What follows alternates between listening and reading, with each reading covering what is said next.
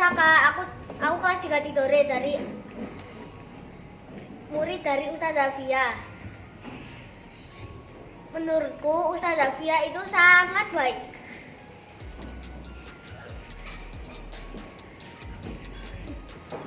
Budaya positifnya dulu kita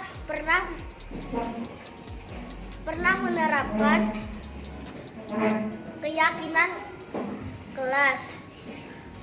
Setelah keyakinan kelasnya jadi, kita susun bersama orang tua dan teman-teman dan ustadz-ustazah.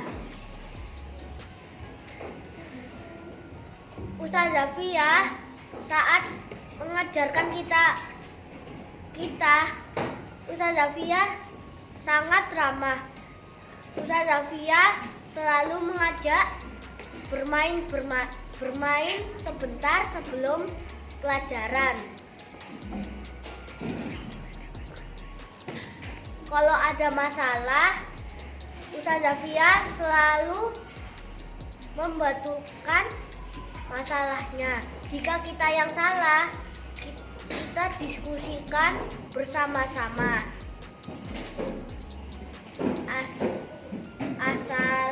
Wassalamualaikum warahmatullahi wabarakatuh.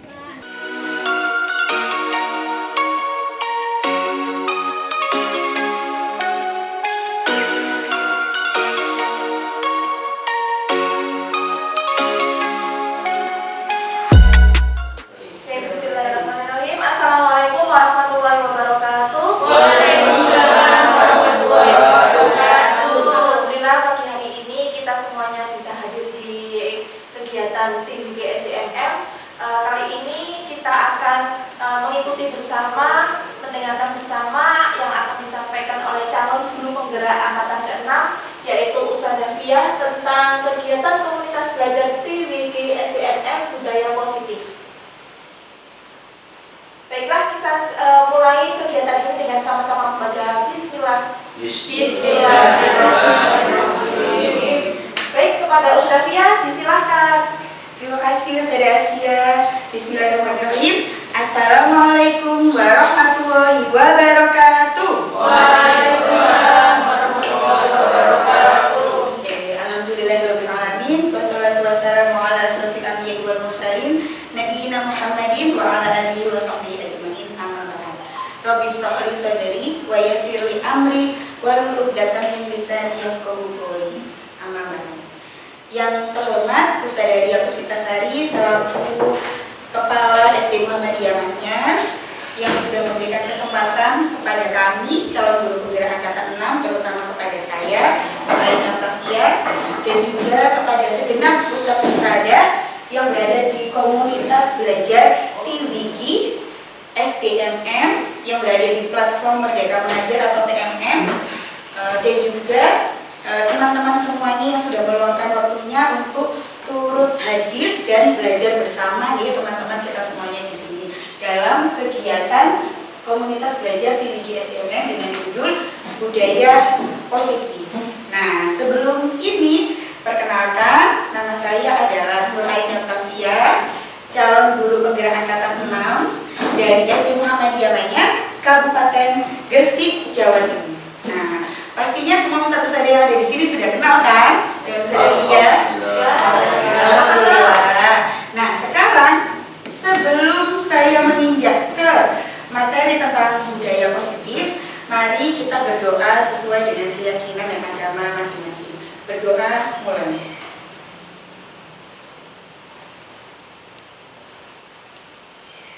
Oke, cukup. Alhamdulillahirrahmanirrahim. Mari kita mulai kegiatan dengan gembira ya teman-teman. Nah, sebelum kita mulai, kita membuat kesepakatan kelas dulu nih.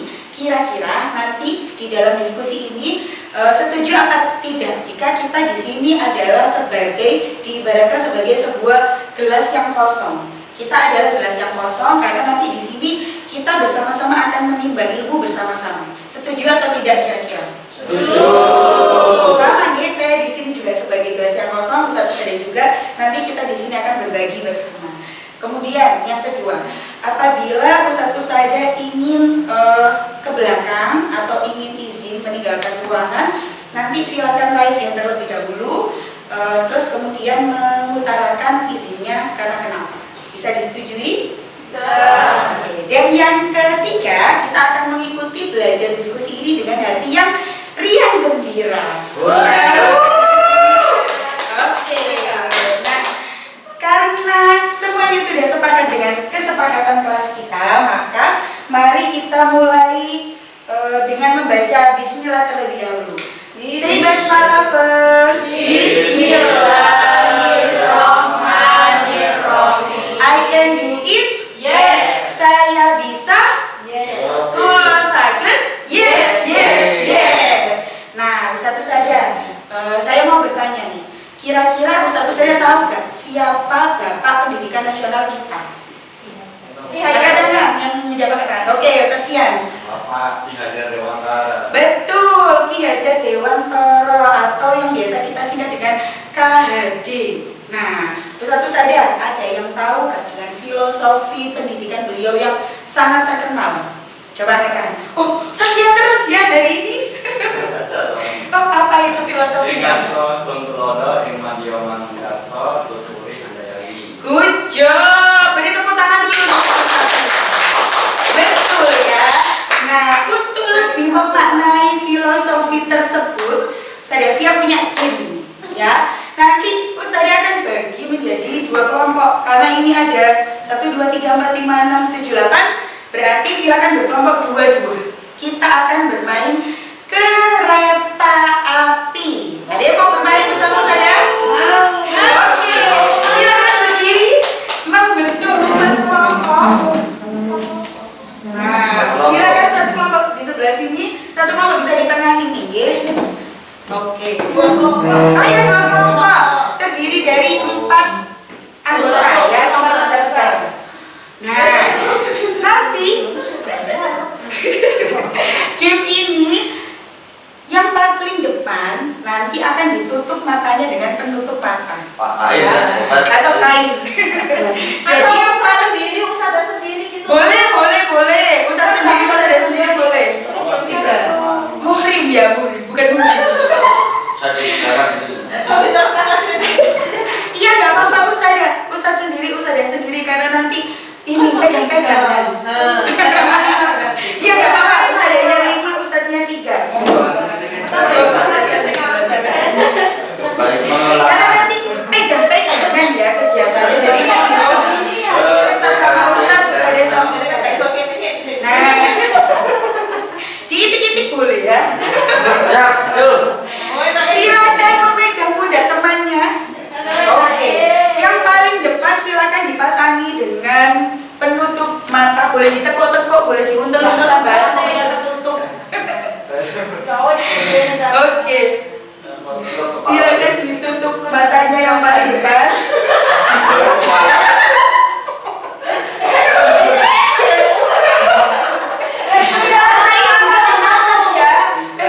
Bisa bernafas ya, bisa ya. Oke. Yang penting bisa bernafas ya. Ini ada berapa ini? Oke, nah nanti petunjuknya adalah di depan saya sudah mempersiapkan bendera dengan aneka warna. Yang perlu disepakati bersama di sini adalah benderanya ada di mana? Benderanya ada di mana? Oke, kita taruh di tengah ya. Saya lihat ke sini. Ada di depan. Benderanya ini dilihat batangnya. Ada warna apa ini? Merah. Yang bisa jawab cuma yang bisa lihat ya. Ini biru. Masing-masing bendera jumlahnya ada 2 dengan warna yang sama. Silakan tentukan bersama dengan teman kelompoknya mau mengambil bendera warna apa. Merah. Oke, merah. Ustazah gercep ya. Ustaz warna apa? Hijau. Oke. Merah dan hijau. Ya, sudah diketahui dilihat. Bagi yang bisa melihat, benderanya saya letakkan di depan. Oke. Oh, cepat pasain ya nanti ya. Nanti teman-teman yang ada di belakang orang yang ditutup matanya tidak boleh berkata satu kata apapun. Yang boleh dilakukan hanya memegang pundak temannya. Silakan membuat kode yang disepakati dengan kelompok masing-masing. Bagaimana cara maju ke depan, ke belakang, benar, salah, ambil yang itu, hanya kesepakatan yang terjadi di kelompok teman-teman masing-masing. Yang boleh mengarahkan hanya teman yang ada di paling belakang. Nah, berarti Ustadzah Asia sama Ustadz Fian. Jadi nanti Ustadzah Asia sama Ustadz Fian silakan bikin gerakan yang maju, mundur, tapi gak boleh bersuara. Jadi misalnya kalau maju kanan ya silakan dipijet yang kanan, mundur yang kiri silakan dipijet yang kiri, mundur seperti apa. Dan silakan membuat kesepakatan sendiri mulai dari sekarang. Silakan membuat kesepakatan sendiri.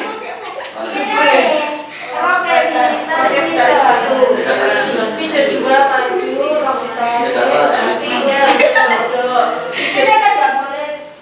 Gak boleh lepas, tangannya gak boleh lepas.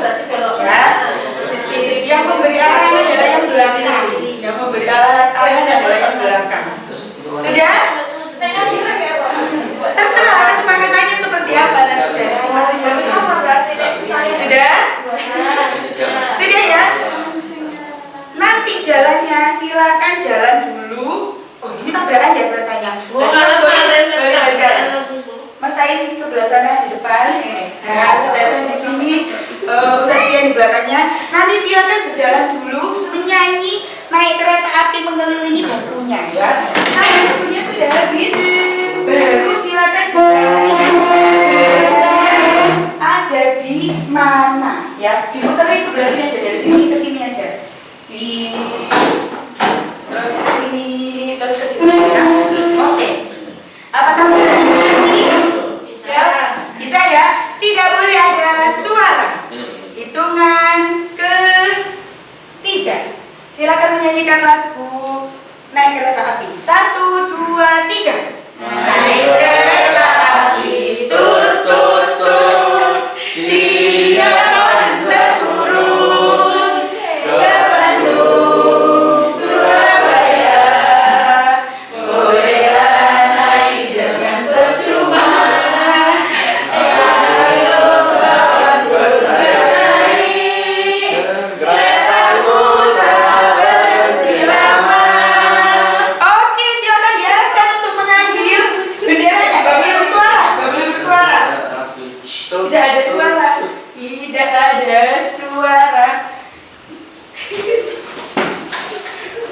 Diingat benderanya tadi warna apa? Diambil dua-duanya ya. Tidak boleh bersuara.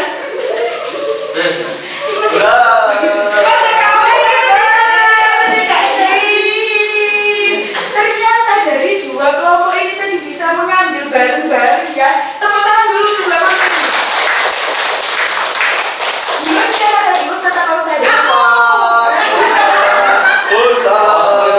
Oke, di game yang pertama menang Ustaz berarti ya. Tepuk tangan buat Ustaz. Boleh duduk, kembali ke tempatnya dibuka parselnya.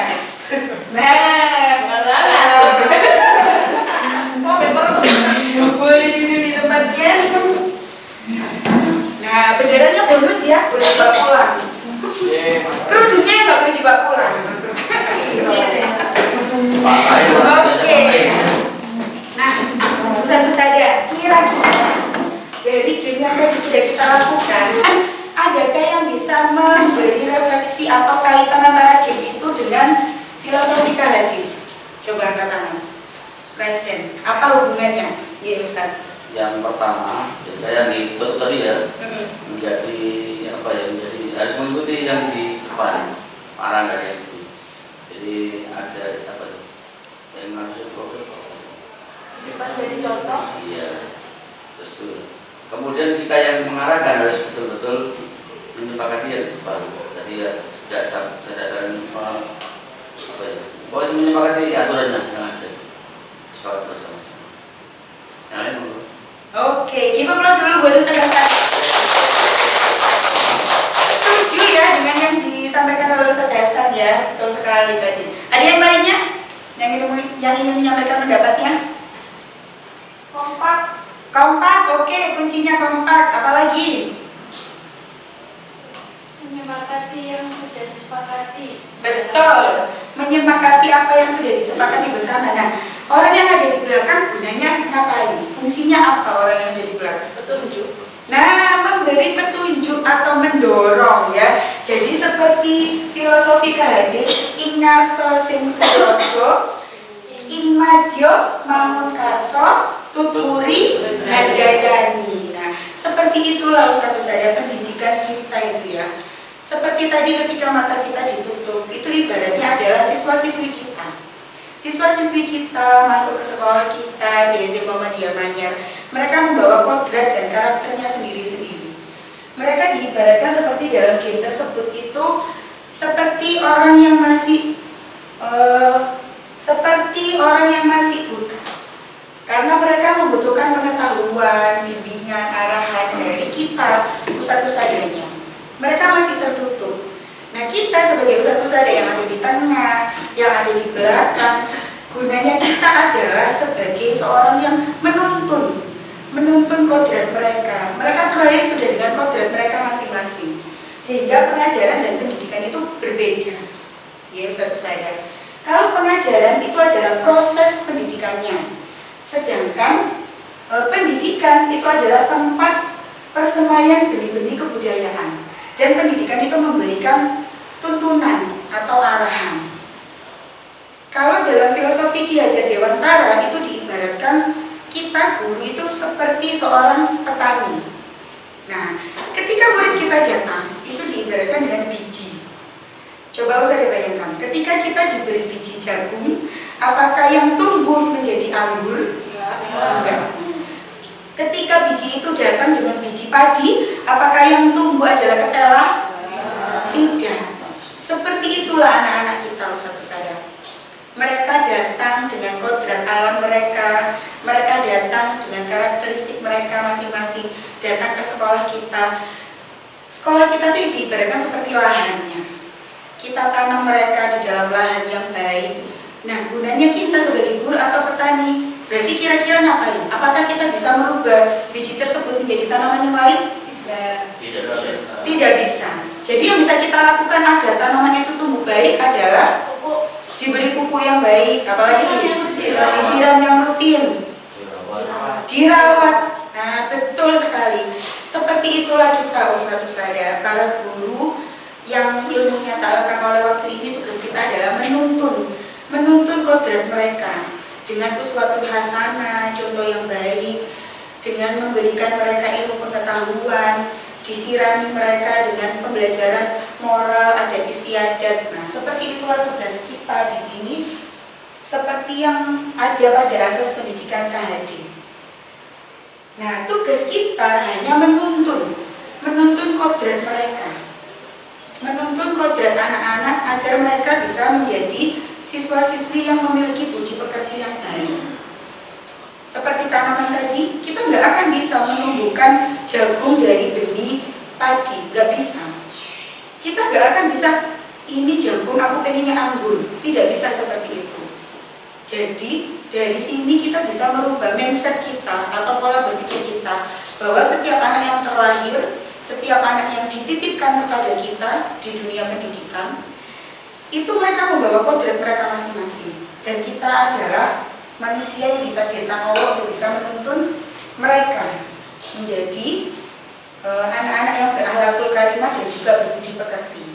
Di sini KHD mengibaratkan kita guru sebagai seorang pamong yang memberikan tuntunan dan arahan menuju ke hal-hal yang baik atau positif. Nah, seperti tadi yang saya jelaskan, setiap anak itu memiliki kodrat alam dan kodrat zamannya. Nah, si A bisa jadi dilahirkan dari daerah pesisir, si B bisa jadi dia dilahirkan di daerah perkotaan, si D bisa jadi dilahirkan di orang yang kurang mampu. Itu adalah kodrat yang dibawa oleh anak masing-masing ketika ia dilahirkan, dan itu tidak dapat kita rubah, ustadz-ustadzah, karena mereka tinggal secara geografis, sosial, dan budaya yang berbeda. Oleh karena itu di sini kita harus bisa merangkul semua anak, karena mereka memiliki kodrat alam yang berbeda. Begitu pula dengan kodrat zaman. Nah, apalagi di zaman sekarang, semua anak itu adalah native digital. Ada yang tahu apa itu native digital? Apa ya? Kalau kita bukan native digital, kalau anak-anak itu adalah native digital. Ada yang tahu? Kalau native speaker apa? Native speaker kayak Renata itu kan native speaker. Penutur asli. Nah, penutur asli. Nah, anak-anak kita itu juga seorang native digital. Jadi mereka itu dilahirkan dari abad yang memang saat ini adalah waktunya digitalisasi. Sehingga native digital itu sudah terbawa dalam diri anak atau dalam mindset anak. Maka sesuai dengan kodrat zamannya, seperti yang dikatakan oleh Ali bin Abi Thalib, didiklah anakmu sesuai dengan zamanmu. Maka kita sebagai guru yang bukan native speaker, yang bukan native digital, itu harus bisa merubah mindset kita atau merubah diri kita bertransformasi agar kita bisa mengikuti kodrat zamannya anak-anak. Nah, dari menuntut itu tadi diharapkan akan muncul budi pekerti. Di sini Kak mengartikan budi sebagai watak atau karakter yang dibangun melalui keluarga. Itu adalah tempat utama atau madrasah yang pertama. Ada yang satu sadaya hadisnya, keluarga adalah madrasah utama anak. Nah, dari situ mereka dibentuk karakternya, kemudian dibawa ke sekolah. Nah, di sekolah kita sebagai guru harus bisa menuntut dan memberikan teladan bagi anak-anak, sehingga mereka mencapai keseimbangan hidup antara cita rasa dan juga karya.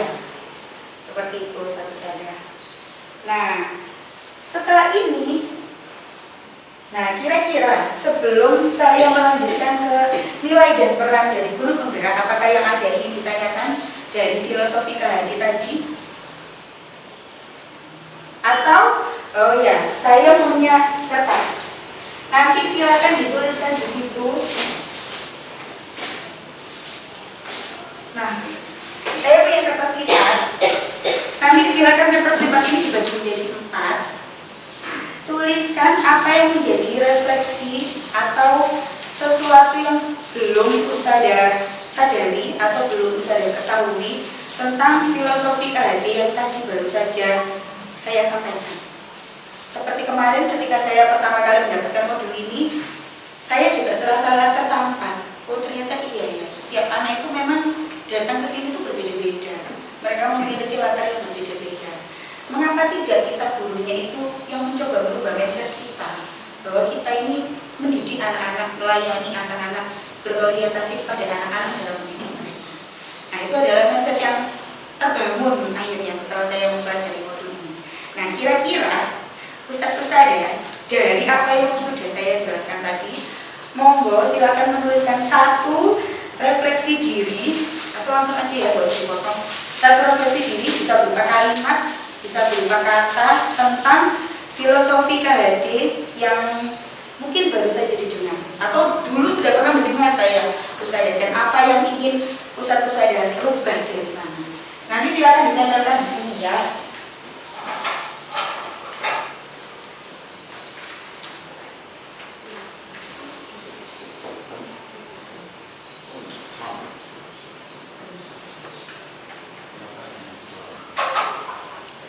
Silakan ditempel pakai isolasi di sini.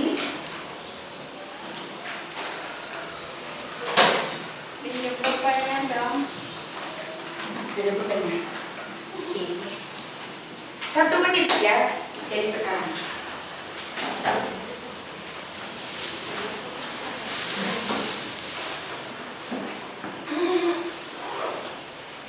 Nanti boleh ditanda di sini sebagai refleksi diri tentang apa yang sudah kita ketahui dari filosofi KHD, atau ternyata aku baru tahu bahwa bla bla bla bla bla, apa yang saya ketahui dari sana.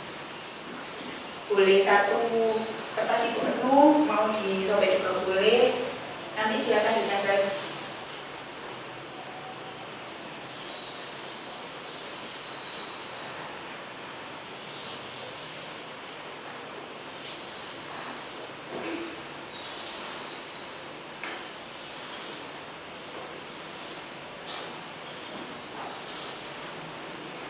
Boleh ditempel nanti ya Ustaz saya.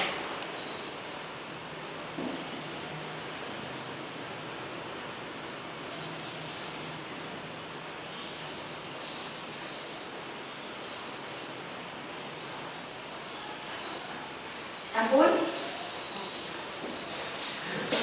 Yang sampun boleh maju ditempel di sini menggunakan solasi.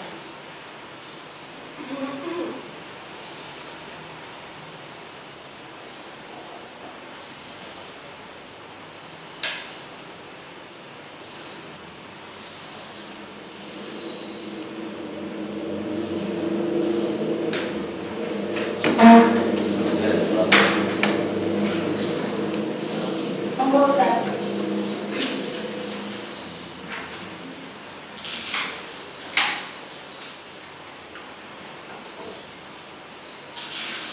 Bapak Nasta'in.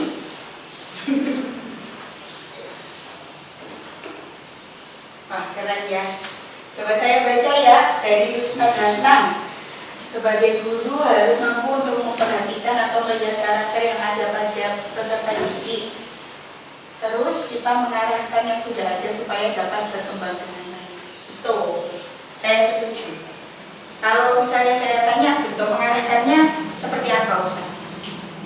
Ya kita akan yang ada, ya, kita tidak boleh mengangkat maksudnya juga. Tapi diarahkan sehingga yang tidak bagus menjadi bagus. Ya cuma orang tua kadang-kadang membutuhkan. Orang tua kadang-kadang mengendalinya itu harus benar begini. Sehingga kadang-kadang karakternya anak seperti ini yang tahu adalah kan guru. Padahal kadang-kadang enaknya sukses anak orang itu. Boleh. Setuju. Ya saya setuju dengan Ustaz Hasan. Terkadang memang kita yang di sekolah sudah mencoba mengarahkan anak sesuai dengan passionnya gitu ya Ustaz ya.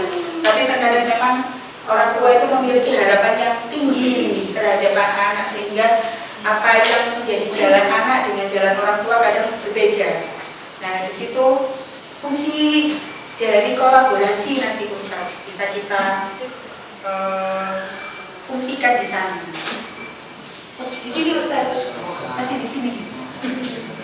Sekian itu, terlalu bersemangat.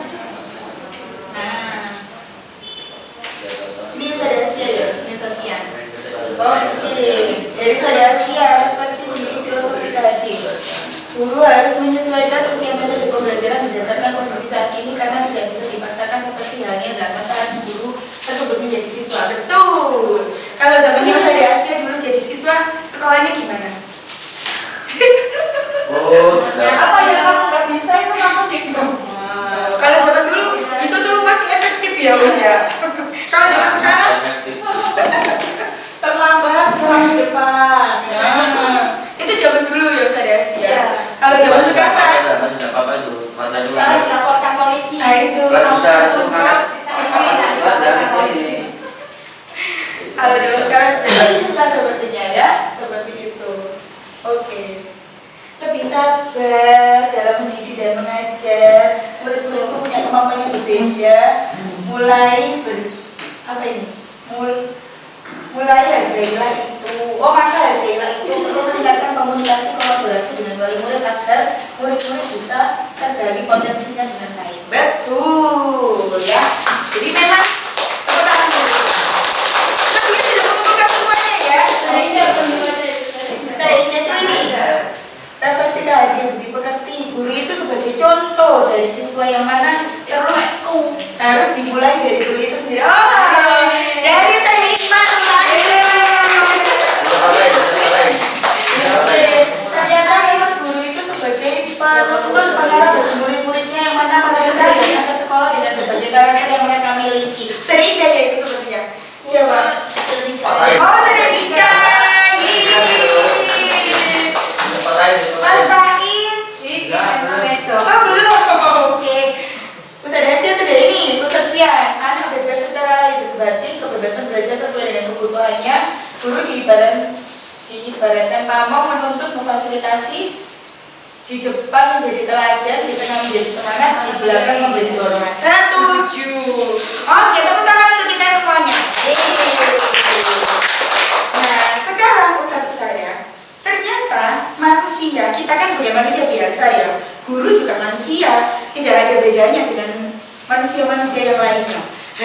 hanya tugasnya saja yang berbeda. Ternyata manusia itu ketika bergerak, manusia itu bisa bergerak, tergerak, dan menggerakkan. Nah, faktor apa yang bisa mempengaruhi hal tersebut? Yang pertama adalah faktor otak, betul. Ternyata setelah ditelusuri otak manusia itu seperti genggaman tangan kita. Coba Ustaz saya tirukan. Begini. Nah, tangan kanan. Genggaman tangan kanan kita. Ini adalah ibaratnya otak manusia.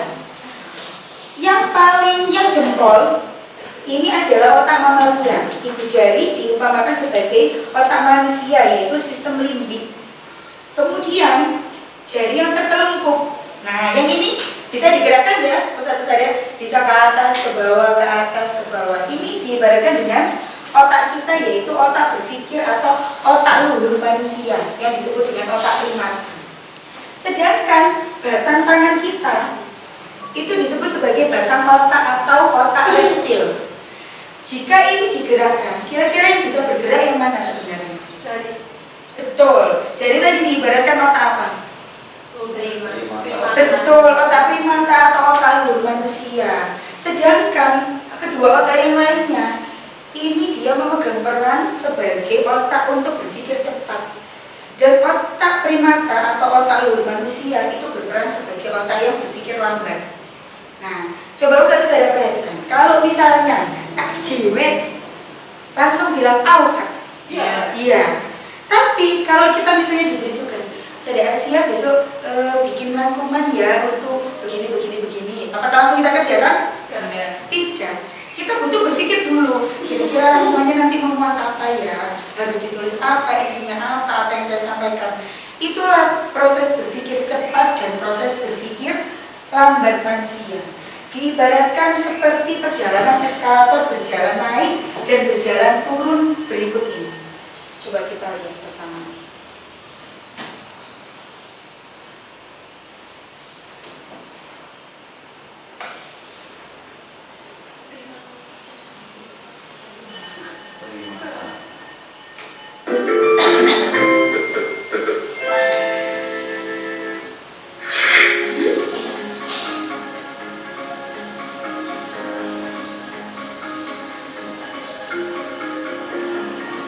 Halo Bapak Ibu calon guru penggerak, Anda tahu bahwa ada dua sistem berpikir pada manusia, yaitu sistem berpikir cepat dan lambat. Kedua sistem berpikir ini dapat mempengaruhi bagaimana kita bersikap dan mengambil keputusan. Seperti kita ketahui, di dalam otak manusia masih tertinggal bagian otak yang serupa dengan otak mamalia, otak reptil, serta bagian otak primata yang terhubung dengan otak luhur manusia.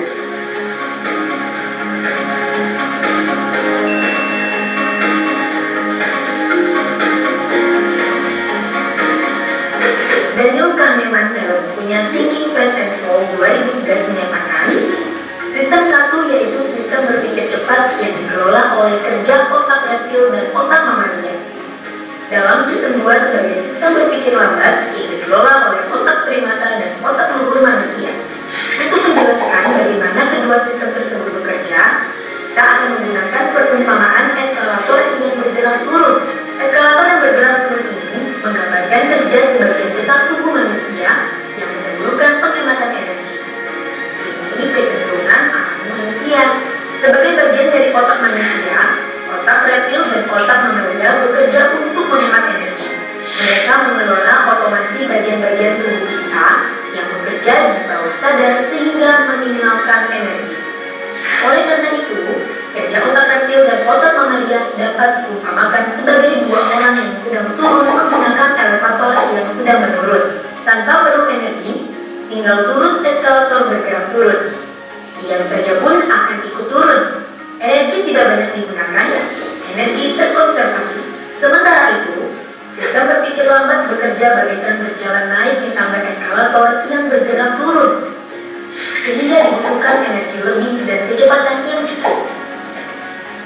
Jika terhenti sebentar, maka kita akan ikut turun. Jika ketika kita naik dengan kecepatan yang lebih lambat dari kecepatan gerak turunnya eskalator, maka kita pun akan ikut turun. Padahal, kegiatan berpikir lambat ini digunakan untuk berpikir di tingkatan yang lebih kompleks dan dikelola oleh bagian otak luar manusia. Kerja berpikir ini memakan lebih banyak energi, sehingga bertentangan dengan kerja alamiah bagian otak yang lain yang berupaya menghemat energi. Nah, setelah menyimak video ini, menurut Anda apa yang dapat kita pelajari? Bagaimana kita dapat menjadikan diri kita lebih peka terhadap hal ini? Bagaimana kita dapat menyadari, menemukan, membiasakan, dan mengelola penggunaan dengan sengaja? Selamat berdiskusi. Penggunaan dengan sengaja. Oke, yuk kita berdiskusi bersama-sama. Apa yang dapat kita pelajari dari dua sistem berpikir ini? Ternyata setelah kita lihat video tadi atau tayangan tadi, kita tahu bahwa cara berpikir manusia itu ada dua ternyata selama ini yang kita tahu. Ada dua, yaitu apa tadi? Berpikir cepat dan berpikir lambat. Betul. Mengapa kita perlu mempelajari? Kenapa kita sebagai manusia itu harus belajar? Oh, ini berpikir cepat. Oh, ini berpikir lambat. Kenapa? Yang seindah? Betul, karena kedua cara berpikir ini dibutuhkan. Tidak ada yang salah dan tidak ada yang benar, tapi dua-duanya itu kita butuhkan dalam kehidupan sehari-hari. Bila mana kita menggunakan kerja otak cepat dan bila mana kita menggunakan kerja otak lambat. Kapan kira-kira? Kapan? Oke, serindah. Kalau otak lambat itu untuk pekerjaan yang membutuhkan waktu yang lama, tapi tidak harus langsung selesai. Kalau yang otak cepat itu harus segera dilaksanakan. Betul. Jadi ketika kita merespon segala sesuatu yang terjadi di sekitar kita, kita bisa meresponnya dengan dua. Apakah kita mau merespon dengan cepat, ataukah kita mau merespon dengan lambat. Nah, keduanya itu punya sisi positif dan sisi negatif. Kira-kira kalau berpikir cepat, sisi positifnya apa? Segera selesai. Efektif. Kalau negatifnya berpikir cepat, bisa berusuh. Hasilnya tidak bisa. Hasil yang kurang maksimal. Kalau berpikir lambat, apa positifnya? Positifnya hasilnya lebih sempurna. Hasilnya lebih sempurna, hasilnya maksimal, betul. Kalau negatifnya? Negatifnya terlalu lama menunggu. Oke, terkait durasi ya atau waktunya. Betul sekali. Nah, memang manusia itu harus bisa mengkondisikan dirinya masing-masing untuk bila mana kita menggunakan otak cepat, bila mana kita menggunakan sistem berpikir lambat, sehingga kedua sistem berpikir ini bisa dilakukan dengan bijaksana, ya, sebagaimana otak luhur manusia kita tadi. Nah, sekarang saya lanjutkan.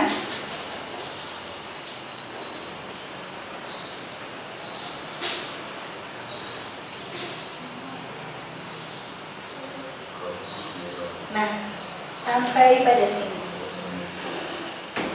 Dari kedua proses berpikir tadi bisa kita gunakan untuk memenuhi kebutuhan dasar manusia. Manusia memiliki 5 kebutuhan dasar, termasuk anak didik kita, yaitu kebutuhan untuk bertahan hidup, rasa kasih sayang dan diterima, kesenangan, kebebasan, dan kekuasaan atau power. Itu adalah 5 dasar kebutuhan manusia. Tidak hanya untuk kita, tetapi juga untuk anak didik kita. Seandainya dia tidak mendapatkan kasih sayang kita sebagai guru, apa yang dia lakukan biasanya? Brutal. Apalagi? Ingin diperhatikan. Kenapa? Caper, ingin diperhatikan. Betul. Bila mana mereka tidak mendapatkan kesenangan, kita ngajarnya monoton, biasa aja, setiap hari gitu aja. Mereka bosan. Kenapa? Mencari kesenangan sendiri. Biasanya malah ya satu sadar rame umek entah apa sih dijawil. Itu karena mereka tidak mendapatkan 5 kebutuhan dasar yang seharusnya mereka dapatkan. Kita saja orang dewasa juga ingin kan mendapatkan 5 kebutuhan dasar tersebut. Coba bayangkan, suatu saat pulang ke rumah gak diterima sama suaminya atau istrinya suatu saat, gimana rasanya? Sedih ya, sama anak didik kita juga seperti itu. ketika mereka sudah datang penuh semangat, kita nggak pernah ngasih kesempatan, kita nggak pernah memberi kasih sayang, kita nggak pernah. Ya. Nggak mengalami. Oh tidak belum ya, tapi belum kebetulan karena belum diulangi kan. Kebutuhan itu. Nah, itu tadi adalah 5 kebutuhan dasar manusia. Nah, sekarang saya punya game untuk satu saya. Nanti tugas dalam gamenya adalah silahkan tunjuk satu perwakilan yang maju ke depan, satu yang maju ke depan mengoperasikan laptop saya untuk mengetahui terkait nilai dan peran guru penggerak. Nah, karena di sini kita semuanya ini akan menjadi para guru penggerak untuk anak didik kita, maka kita harus mengetahui apa itu nilai dan peran guru pendidik, guru penggerak seperti itu. Ya. Monggo, silakan ditunjuk satu teman yang menjadi operator di depan. Teman yang lainnya hanya boleh berkata, kita coba pakai bahasa Inggris ya. Ke atas apa? Up ke bawah, jauh ke kanan, right ke kiri. Oke, hanya boleh bilang itu. Up, down, right, left. Hanya boleh bilang itu. Selain itu tidak diperkenankan. Understand? Yes. Oke, siapa kira-kira satu saja yang mau ditunjuk ke depan? Serpian. Sudah siap? Serpian? Ya. Oke, diberi nama dulu. Kira-kira komunitas kita ini dikasih nama apa? Mau dikasih nama apa? Komunitas happy. Oh, komunitas happy.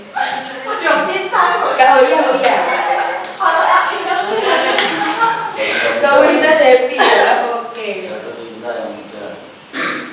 Jatuh cinta udah. Oke, silakan maju ke depan. Ustadz Fianka yang ditunjuk. Ya. Monggo, silakan ditulis nama komunitasnya di situ.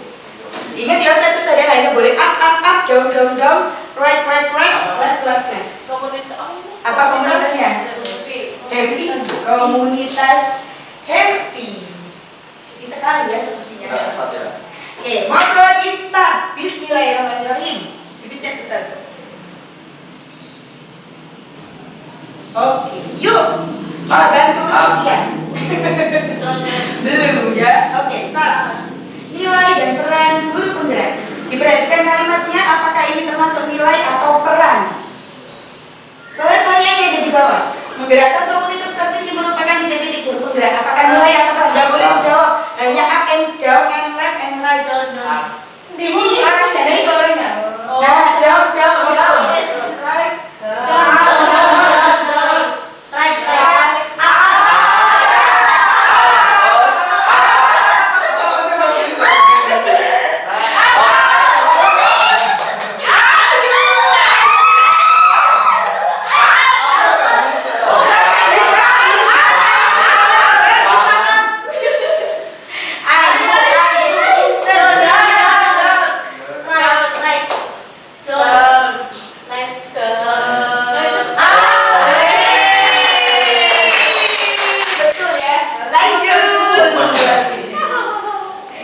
Pertanyaan yang kedua, berpihak kepada murid merupakan titik-titik penggerak. Gak boleh. Up, down, left, right. Hanya itu.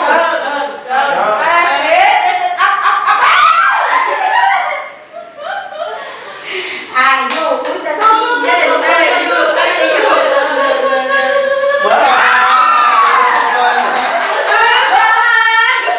Berpihak kepada murid. Coba lagi ya. Oke, next. Oh, nyawanya ada 3. Jadi satu kalimat ini masih ada 2 lagi ya.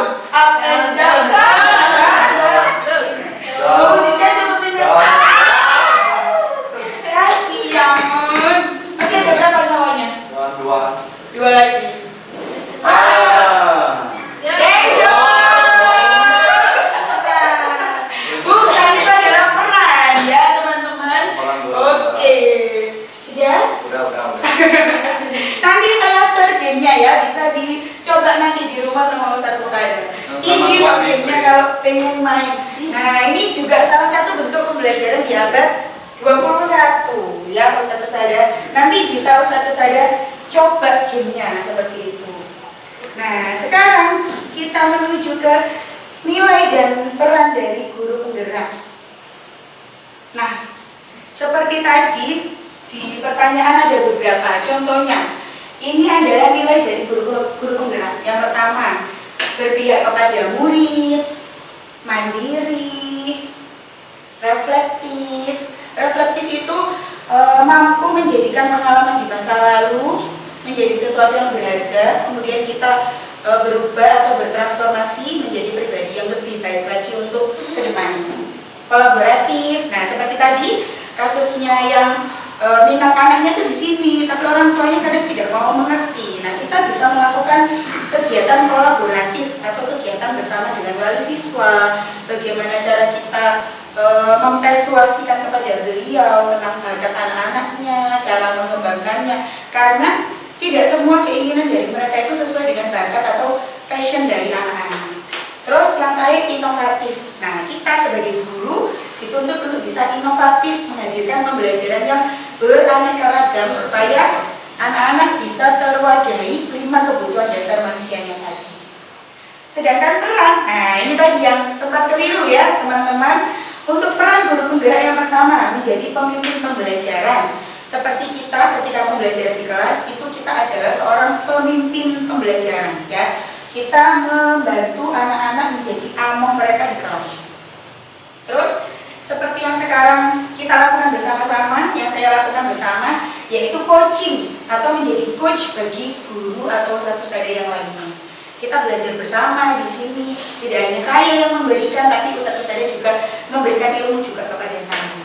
Terus mendorong kolaborasi, mewujudkan kepemimpinan murid. Di SDPM sudah ada ya ustadz-ustadzah ya, student agency ini, masih ingat nggak? Baru tahun ini dibentuknya. Apa itu? Untuk siswa kelas 4 dan 5. Ya kemarin. Iya, apa namanya? Ada yang masih ingat? Itu loh OSIS. Iya, OSIS sekolah. Dikasih nama apa? Ada yang masih ingat?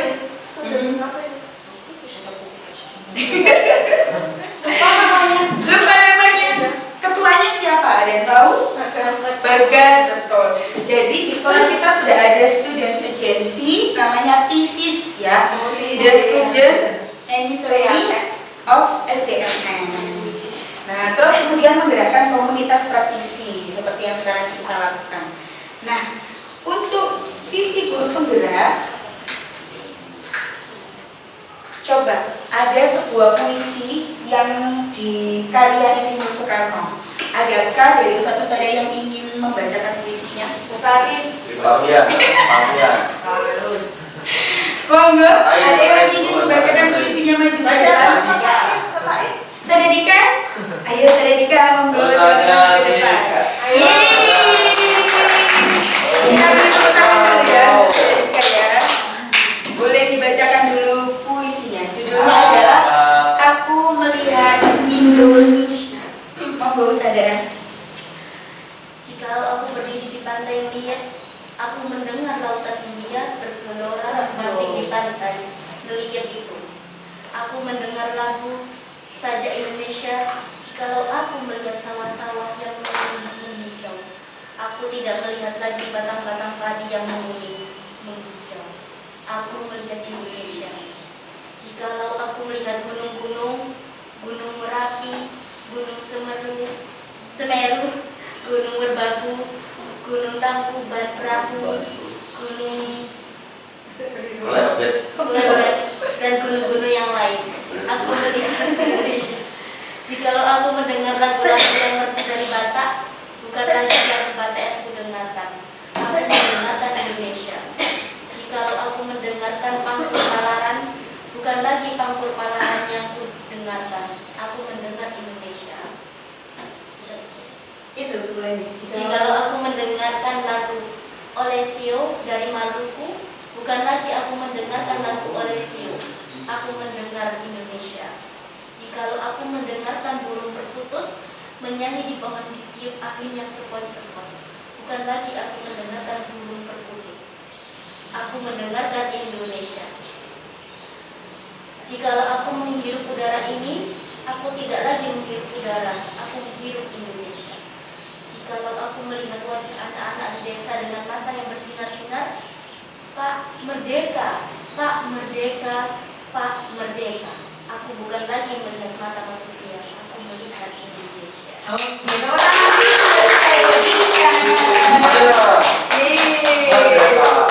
Coba Ustaz Sada, kalau kita, ada ya tepuk merdeka, gimana Satrian?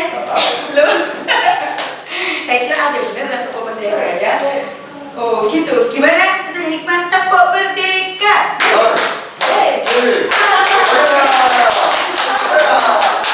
Bareng-bareng ayo, 1, 2, 3, tepuk merdeka. Oke, semangat sekali ya teman-teman ya. Nah, ternyata ketika kita membaca puisi itu tadi, aku melihat Indonesia. Apa yang dilihat oleh Pak Karno di sana? Keanekaragaman. Nah, keanekaragaman. Selain itu, kebudayaan. Selain itu, alam Indonesia.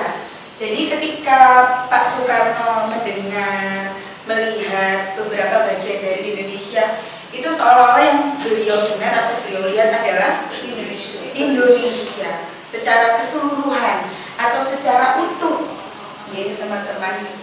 Nah, itu tadi adalah visi beliau sebagai Bapak Presiden pertama kita untuk mewujudkan kesatuan dan kekayaan atau keragaman yang ada di Indonesia. Visi itu merupakan sebuah impian angan-angan kita yang akan kita wujudkan di masa yang akan datang. Satu saja pastinya punya visi. Oke. Satu saja pastinya punya visi atau punya cita-cita. Kira-kira apa visi atau cita-cita Ustadz Usada terhadap anak didik kita atau murid kita? Coba katakan. Apa yang kita bayangkan terhadap mereka, murid-murid yang saat ini kita didik, kepada bayangan kita terhadap mereka beberapa tahun yang akan datang? Menjadi anak yang hebat dan bermanfaat bagi manusia dan bangsa. Amin. Menjadi anak yang hebat dan bermanfaat bagi nusa dan bangsa. Yang lainnya? Menjadi anak yang cerdas dan berkarakter sesuai dengan profil pelajar Pancasila. Menjadi anak yang cerdas dan berkarakter sesuai dengan profil pelajar Pancasila. Betul sekali. Ada lagi? Oke, Ustaz Indah. yang tangguh. Menjadi anak yang tangguh. Betul ya, kemarin badai COVID itu membuat kita semua menjadi orang-orang yang tangguh. Ada lagi? Nah, itu tadi adalah bayangan-bayangan kita terhadap siswa kita di masa yang akan datang. Nah, bayangan-bayangan itu akan bisa kita capai jika kita menerapkan inquiry apresiatif atau paradigma inquiry. Ada yang tahu apa itu pendekatan inquiry? Yang mudah-mudahan Safian, ada ini di PPG. Oh, belum ya? Jadi pendekatan inquiry apresiatif itu adalah manajemen perubahan yang kolaboratif dan berbasis kekuatan. Prinsip utamanya adalah mengedepankan apa yang menjadi hal-hal positif atau kekuatan kita dalam dunia pendidikan atau dalam satuan pendidikan kita. Jadi kita tidak lagi memandang hal-hal yang negatif atau kelemahan-kelemahan yang dimiliki oleh teman-teman kita, satuan pendidikan kita. Bukan itu yang kita lihat. Tapi apa aset yang kita miliki, apa kelebihan yang dimiliki oleh Ustadz Usada, apa hal positif yang bisa kita lakukan, itu yang kita kembangkan. Sehingga hal-hal yang bersifat negatif itu akan terhapus dengan sendirinya atau terminimalisir dengan sendirinya. Itu adalah inquiry apresiatif. Sehingga kita mengapresiasi hal-hal positif yang ada di lingkungan sekitar kita, membuat hal-hal negatif yang ada di sekitar kita menjadi tidak berdaya atau tidak ada atau lemah. Nah, jika kita sudah bisa berpikir positif, insya Allah nanti hasilnya juga akan menjadi positif. Betul. Nah, untuk melakukan perubahan itu diperlukan alur bagja. Nah, ini sekedar pengetahuan ya Ustaz saya. Untuk mencapai visi itu tadi diperlukan alur bagja, yakni buat pertanyaan atau define, ambil pelajaran, discovery, gali mimpi, apa mimpi-mimpi kita terhadap anak-anak atau dream, jabarkan rencana, seperti apa aksi nyata kita nanti ke depan untuk perbaikan, untuk pengembangan sekolah kita dan juga anak didik kita. Dan yang terakhir, atur eksekusi atau deliver. Seperti apa akan kita eksekusikan rencana yang sudah kita buat tadi berdasarkan mimpi-mimpi atau visi-visi kita. Itu dinamakan dengan alur baja, ya. Nah, sekarang coba kita lihat ada tayangan video Bernard Baird. Tentu saja pernah dengar Bernard Baird. Seperti apakah dia? Seperti ini. Badannya besar, badannya besar, apanya besar, tangannya besar, matanya besar, semuanya besar, semuanya juga besar. Gitu ya. Baik, Pak. Nah, kita tengok seperti apa sih Bernard Baird ini dan apa hubungannya dengan visi.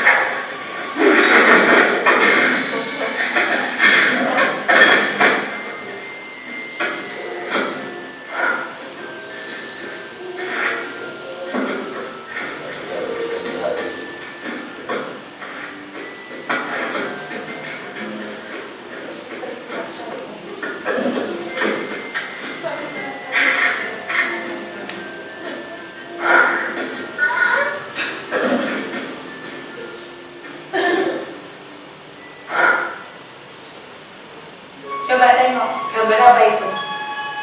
Gunung. Gunung. Gunung ya. Kira-kira dia mau ke sana nggak? Iya. Kalau dilihat dari spesiesnya dia pengen ke sana.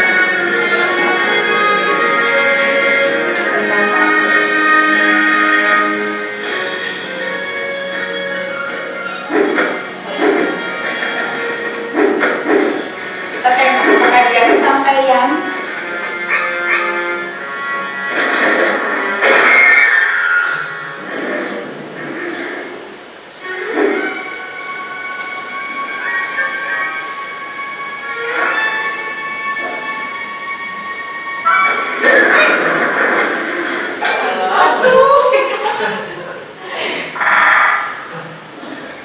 Meskipun begitu, apakah dia menyerah?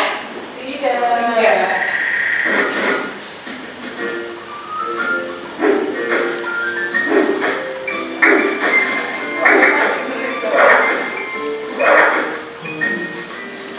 Nah, ketika dia mulai sambung, apa yang terjadi? Iya, jatuh lagi.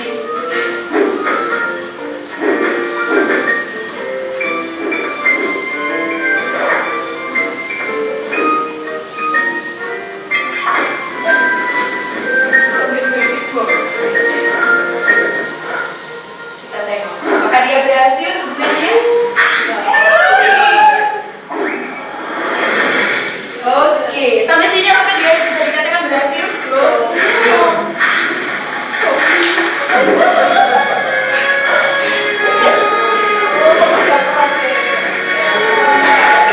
Dan ternyata jatuh dari umurnya. Oh tidak. Oke, dari film tadi kita bisa mengetahui visi apa yang dia lihat pertama kali di rumahnya. Puncak Gunung Es itu adalah visinya dia. Aku ingin ke sana, pokoknya aku harus ke sana. Kalau kita ada visi atau ada mimpi menginginkan sesuatu, pasti ada hasrat untuk melakukannya. Apa yang dia lakukan untuk bisa ke sana? Berusaha, betul. Meskipun berkali-kali dia jatuh, apakah dia tetap berusaha? Tetap berusaha. Apakah dia sampai pada puncaknya sebenarnya? Sampai. Tetapi apa yang membuat dia jatuh lagi ketika dia ada di puncak? Sombong. Sombong, betul. Nah, seperti itulah saudara gambaran visi itu. Kita punya mimpi ke depan, seperti apa murid kita 10 tahun yang akan datang, 15 tahun yang akan datang, dan kita wujudkan dengan tindakan-tindakan nyata kita di sekolah. Dan jangan lupa, jika itu sudah terwujudkan, jika anak-anak kita sudah sukses, kita tidak boleh sombong. Kita harus mengingat kembali seperti apa perjuangan kita dari bawah naik ke atas, seperti itu. Nah, dari visi misi tersebut kita terapkan ke dalam budaya positif yang akan dibawa oleh anak-anak. Nah, alhamdulillah di tahun pelajaran ini kita sudah membuat apa itu saudara? Komitmen, keyakinan kelas dan konsekuensi logis. Disusun oleh siapa? Anak-anak bersama orang tua. betul, anak, siswa, guru, dan orang tua. Apakah keyakinan kelas itu hanya dari gurunya saja? Tidak, tapi dari anak-anak. Betul, dari siswa-siswi kita dan juga wali murid kita, ya. Sehingga dari sanalah diharapkan nanti akan terbentuk disiplin positif. Ya, menurut William Glasser, teori kontrol atau choice theory, coba ustadz-ustadzah genggam satu tangan ustadz-ustadzah. Ya, boleh tangan kanan, boleh tangan kiri. Bayangkan di dalam tangan ustadz-ustadzah itu ada sesuatu yang sangat berharga, dan itu hanya punya ustadz-ustadzah, nggak boleh dimiliki orang lain. Dan itu tidak bisa dirampas oleh siapapun. Ya, hanya ustadz-ustadzah yang memilikinya. Dan di sekitar ustadz-ustadzah itu banyak sekali rayuan atau godaan yang menyuruh ustadz-ustadzah itu membuka kepala tangan tersebut. Ada yang merayu dengan kata-kata, ada yang merayu dengan uang. Kilo ustaz kayak itu 1 miliar bukan, kasih ke aku. Dikasih gak kira-kira? Tahu. Enggak. Ya, lain. Ustaz Hikmah, tak kasih rumah, mau gak buka kepala tangannya? Duh.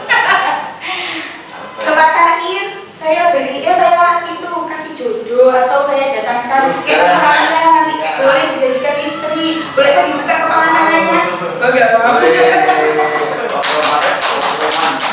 Nah, kira-kira seperti itulah kontrol yang ada pada diri kita. Sesuatu yang berharga pada diri kita, siapa yang bisa mengontrolnya untuk dibuka atau ditutup sebenarnya? Kita sendiri, betul. Anak-anak juga begitu. Budaya positif yang melekat di dalam anak-anak itu berasal dari kontrol diri mereka masing-masing atau motivasi intrinsik yang ada pada diri mereka masing-masing. Walau godaan, rintangan, atau apapun yang ada di sekitarnya, jika dia mampu bertahan dengan kontrol dirinya masing-masing, mereka akan tetap bisa mempertahankan nilai-nilai positif yang sudah mereka dapatkan atau apa yang sudah mereka genggam. Nah, ini tadi ya yang kita lakukan. Jadi budaya positif itu merupakan nilai, keyakinan, kebiasaan yang berpihak kepada murid agar dapat dikembangkan menjadi pribadi yang lebih baik, penuh hormat, berbudi pekerti, dan bertanggung jawab. Nah, nilai ini itu yang harus kita bangun. Melalui apa? Seperti itu tadi, melalui pembuatan keyakinan kelas, diikuti dengan komitmennya anak-anak seperti apa tindakan nyatanya. Kemudian diperkuat lagi dengan konsekuensi logis apabila mereka tidak menjalankannya. Itu adalah budaya positif yang diterapkan di sekolah kita atau di SDM. Nah, melalui apa saja budaya positif itu bisa diterapkan? Melalui disiplin positif seperti itu tadi yang sudah kita buat. Yang kedua, melalui motivasi intrinsik seperti tadi yang sudah saya katakan. Dan yang terakhir yakni segitiga restitusi. Dari ketiga ini, kira-kira mana yang sudah ustadz pahami? Yang sudah dipahami dulu, angkat tangan. Disiplin positif. Apa itu disiplin positif?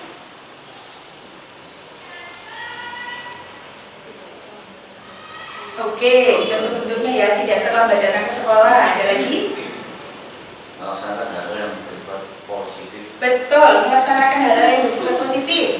Nah, kalau segitiga restitusi, ada yang sudah pernah mendengar? Belum? Oke. Betul sekali. Jadi, disiplin positif itu erat kaitannya dengan nilai-nilai kebajikan universal. Jadi nilai-nilai yang sudah disepakati bersama, terlepas dari suku, budaya, agama, dan bangsa, yang merupakan fondasi kita dalam berperilaku.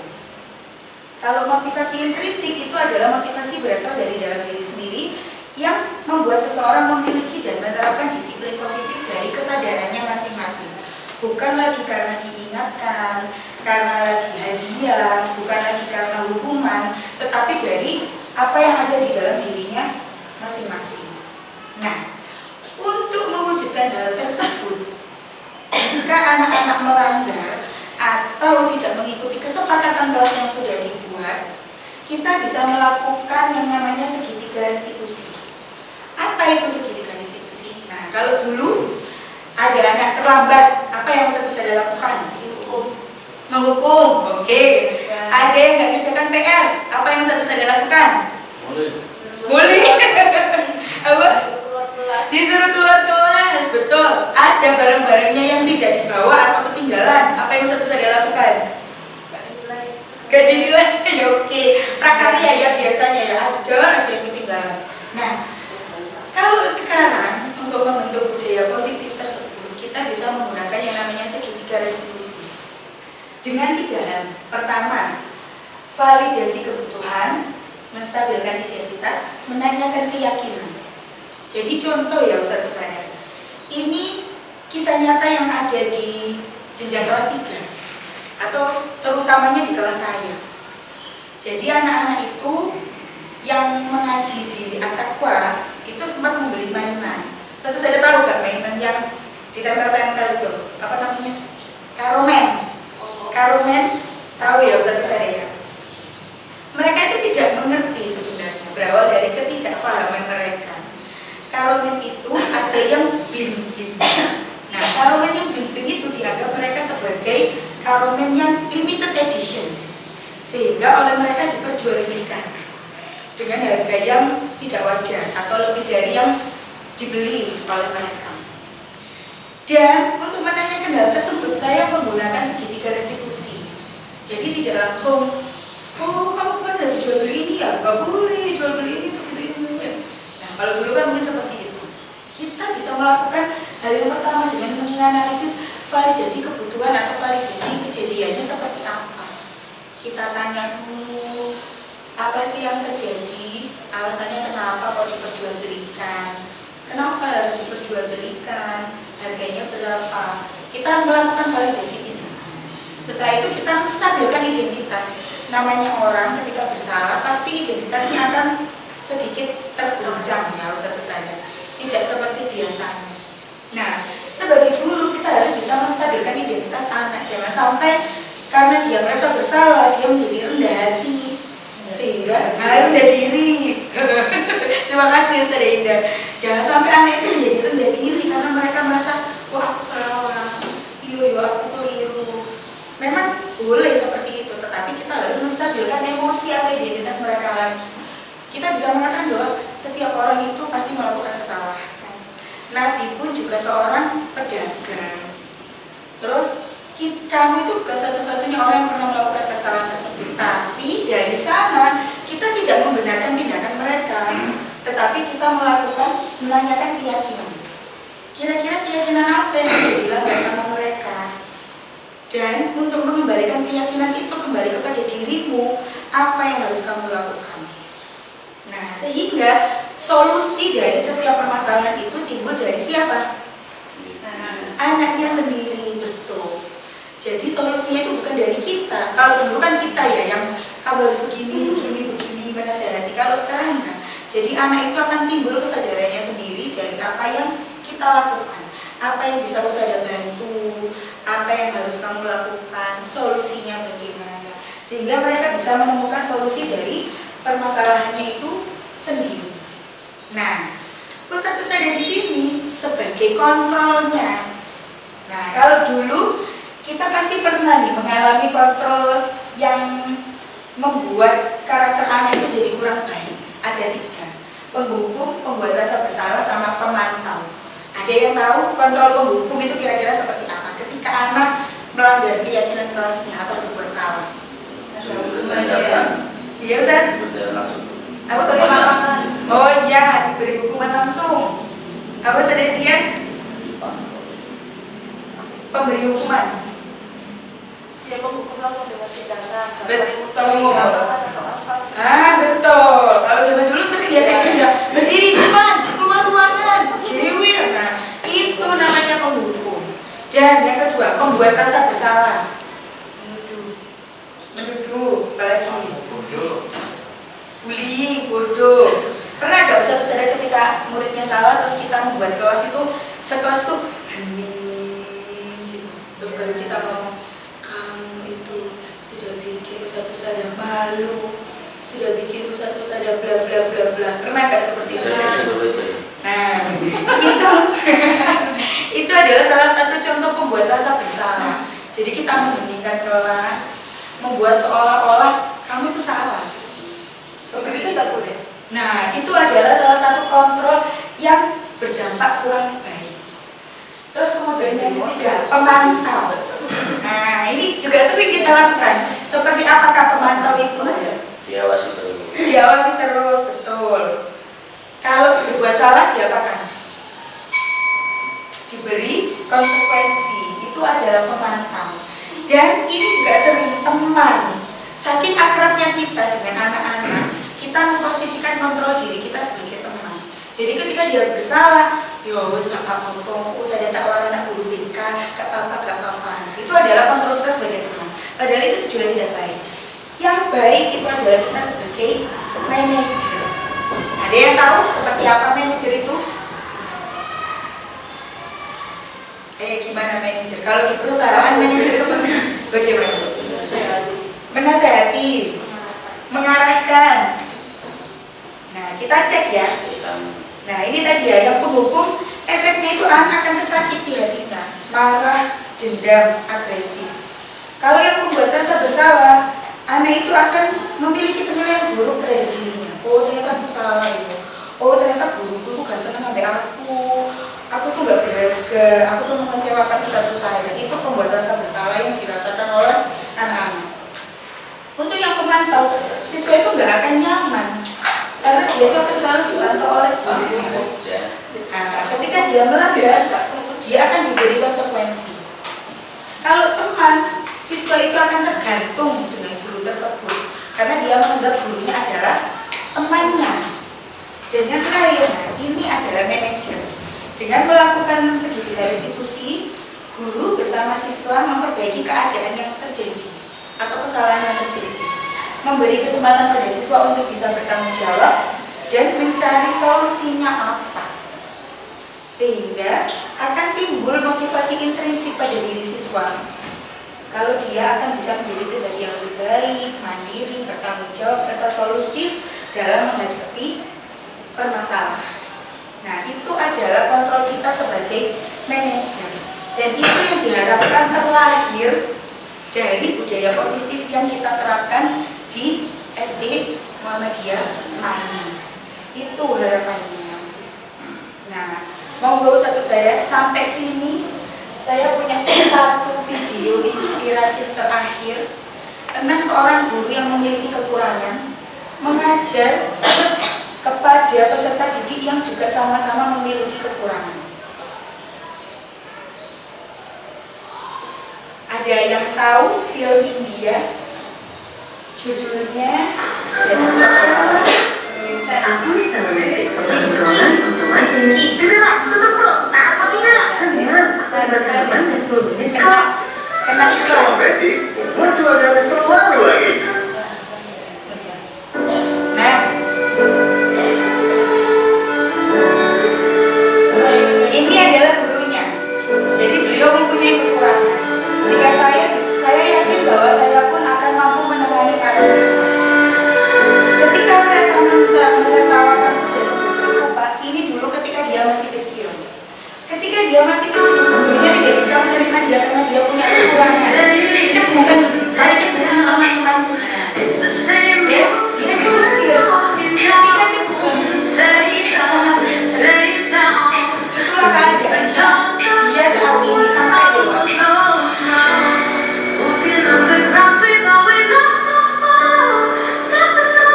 Nah, ketika dia sudah dewasa, dia ingin mengajar siswa dengan penuh kekurangan. Siswanya itu adalah siswa-siswi SMA yang memiliki banyak sekali problem. dan dia menyelesaikan dengan cara yang tidak biasa. Seorang guru yang biasa akan mengajarimu, seorang guru yang baik akan membuatmu mengerti. Nah, Tauret itu dia itu tadi cek guru. Jadi dia kalau ngomong mesti gini-gini, mesti ngomong kayak seperti itu. Jadi dia mempengaruhi cara berbicara.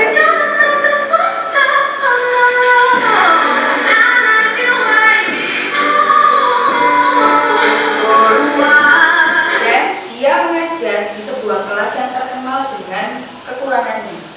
Jadi kalau di sana itu sekolahnya itu kelasnya misalnya A, B, C, D. D itu yang paling muridnya apa? Paling low, slow learners atau low grade ya, paling rendah. Dia mengajar di sana. Ketika guru-guru lain bisa mengajarkan dengan metode yang beragam dan siswanya juga siap untuk belajar, guru yang muridnya tidak masuk ke kelas, berjudi, merokok. Jadi ketika dia datang ke kelas, gak ada muridnya.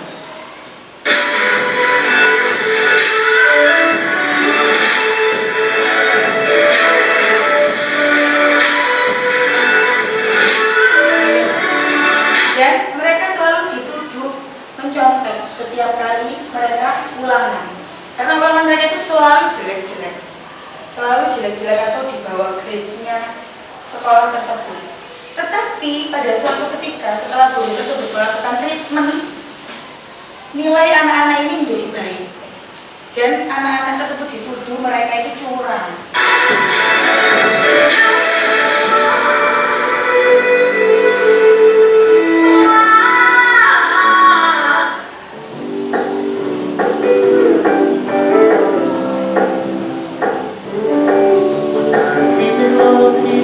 Softly spoken, with no strings tied you to me. I'm happy in your company with no emotion. Itu adalah dukungan dari orang tuanya, seperti tadi keluarga dalam madrasah yang pertama, support keluarga yang pertama.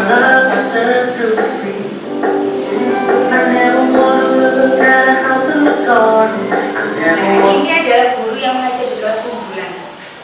Muridnya selalu I know you're not mine, it's just my turn. We can still have fun for now.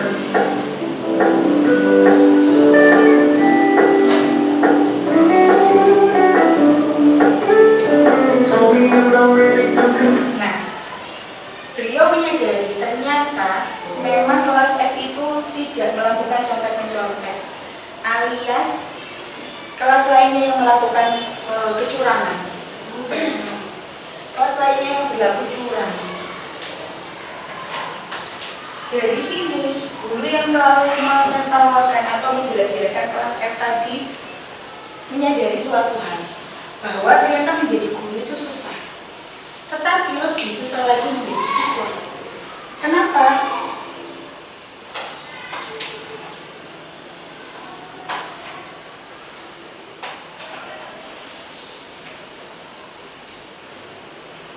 Karena siswa itu adalah generasi masa depan atau generasi yang akan datang. Jika satu generasi tersebut rusak atau kurang baik, maka generasi masa depanlah yang akan menjadi taruhannya. Said you couldn't take us too seriously. I must admit I was relieved, 'cause I never wanna play. Mereka selalu berkata, tidak ada murid yang buruk, hanya gurunya lah yang buruk. Kenapa? Karena baik atau buruknya seorang murid atau cetakan generasi kita itu tergantung dari bagaimana kita, para gurunya, mendidik dan mencetak generasi masa depan. Nah, oleh karena itu, di sini budaya positif ini sangat berpengaruh terhadap perkembangan anak-anak di masa yang akan datang. Nah, sekian yang dapat saya sampaikan terkait dengan modul budaya positif dari saya. Mohon maaf apabila ada kesalahan. Barangkali ada pertanyaan, monggo satu saja bisa mengacungkan tangan atau raise hand. Untuk saya sudah ya. Ya, Ustaz. Jadi untuk apa namanya? Keyakinan kelas. Keyakinan kelas itu tetap perlu dikontrol setiap saat.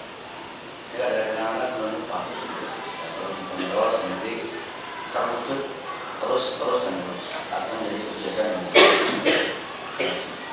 Terima kasih Ustaz Hasan, betul sekali ya. Jadi keyakinan kelas itu perlu terus dikontrol. Kita mengontrolnya secara kontinuitas sehingga budaya positif itu tetap bisa tumbuh dan bertahan serta mengakar di SD Muhammadiyah. Ada lagi Ustaz Usada yang ingin bertanya? Satu pertanyaan terakhir. Safian, ada yang ingin ditanyakan? Oh iya. Terkait tadi ya, kita tidak perlu membuat suasana hening ketika anak-anak biar tidak merasa bersalah. Terus langkah yang kita lakukan untuk memberikan introspeksi diri kepada mereka itu seperti apa? Kalau itu banyak anak, kalau tiga institusi itu kan mungkin barangkali untuk perorangan gitu ya. Kalau untuk keseluruhan di satu kelas misalnya, untuk memberikan mereka itu arahan sebaiknya mereka seperti itu seterusnya. Nah, betul, Saudara Asia. Terima kasih untuk pertanyaannya, bagus sekali, dia luar biasa. Nah, kebetulan kemarin saya juga sempat menerapkan segitiga restitusi ini di 2 kasus. Yang pertama kasus secara personal, yang kedua kasus secara klasikal. Jadi kasus kelas. Kemarin itu kasus kelasnya berhubungan dengan ini. Anak-anak di hari Senin yang tidak membawa atribut lengkap, kan barisnya di belakang sendiri. Nah, itu ketika anak-anak kembali dari briefing, kita bisa menanyai, saya awalnya menanyainya secara klasikal dulu, satu kelas. Jadi menanyainya itu tidak membuat suasana hening, tapi langsung bertanyanya dikaitkan dengan kejadiannya. Jadi kejadiannya kan ketika briefing, saya mengulas tentang briefingnya dulu. Oke anak-anak, hari ini tadi siapa yang membawakan materi briefingnya? Ustazah ini, materinya tentang apa? Tentang ini. Nah, ketika tadi baris berbaris atau ketika mendengarkan briefing, ada gak yang barisnya di belakang? Ada, siapa saja? Mereka ngajukan tangan. Nah, dari situ teridentifikasi. Oh, kira-kira kenapa kok kalian barisnya paling belakang? Gak bawa ini, Mus, gak bawa ini, gak bawa ini. Nah, itu jadi timbul jawabannya itu dari anak-anak gitu, saya. Anak-anak menjawab dengan sukacita, tidak dengan takut, istilahnya seperti itu. Jadi kita bisa menanyakan ke anak-anak dengan memulai openingnya itu dengan mengaitkan kejadiannya terlebih dahulu. Kejadiannya itu kita gali, baru nanti terkuak siapa-siapa saja yang tidak melaksanakan keyakinan kelas, dan kita briefingnya juga secara klasikal pada seperti itu. Oke, baik, terima kasih sudah Sama-sama, Saudara Sia. Oke, sampun nih Ustazah. Oke, kira-kira dari semua Ustazah yang ada di sini, apakah sudah siap untuk memulai transformasi pendidikan? Ya. Insya Allah ya. Bismillahirrahmanirrahim. Bersama-sama kita akan bergerak, tergerak dan menggerak. Salam guru penggerak dari saya, calon guru penggerak angkatan 6. Terima kasih. Numpal kolami wa mayasturun. Wassalamualaikum warahmatullahi wabarakatuh.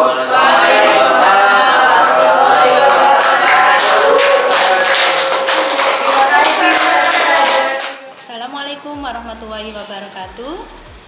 Saya Ustazah Indah, saya mengajar di kelas 3 Ternate. Kebetulan saya satu jenjang dengan Ustazah Fia di kelas 3. Nah, hari ini tadi saya sudah mengikuti kegiatan TWG yang disampaikan oleh Ustazah Fia tentang budaya positif.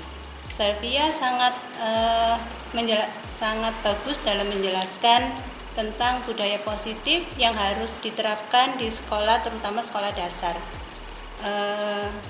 Pemaparan yang disampaikannya sangat jelas, sangat lugas, dan mudah untuk dipahami oleh kami semua.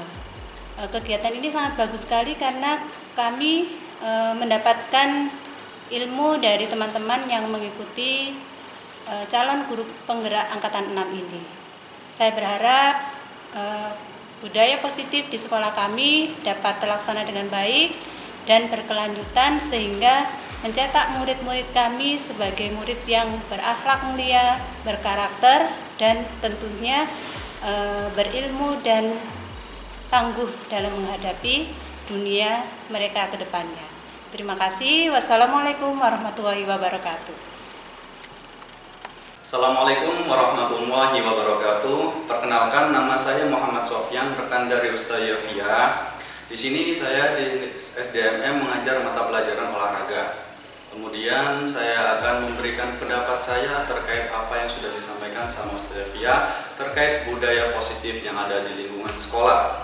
Dari penjelasan Ustaz Evia dapat banyak sekali ilmu yang saya dapatkan, wawasan baru, hal baru yang saya dapatkan, terutama pada karakter seorang guru yang seharusnya dan sudah semestinya memahami keanekaragaman yang sudah dimiliki peserta didik. Sesuai dengan apa yang sudah disampaikan Ki Hajar Dewantara, bahwasanya seorang guru itu kalau di depan sebagai teladan, di tengah sebagai memberi semangat, dan di belakang memberikan dorongan, itu sudah semestinya memang harus kita terapkan dalam kegiatan belajar mengajar.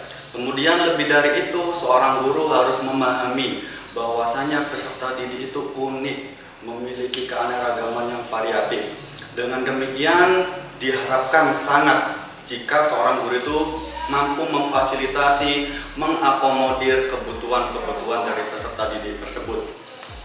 Jika itu semua sudah dipahami, sudah dimengerti oleh seorang guru, maka lanjut ke proses pembelajaran, terutama ke penerapan budaya positif sekolah.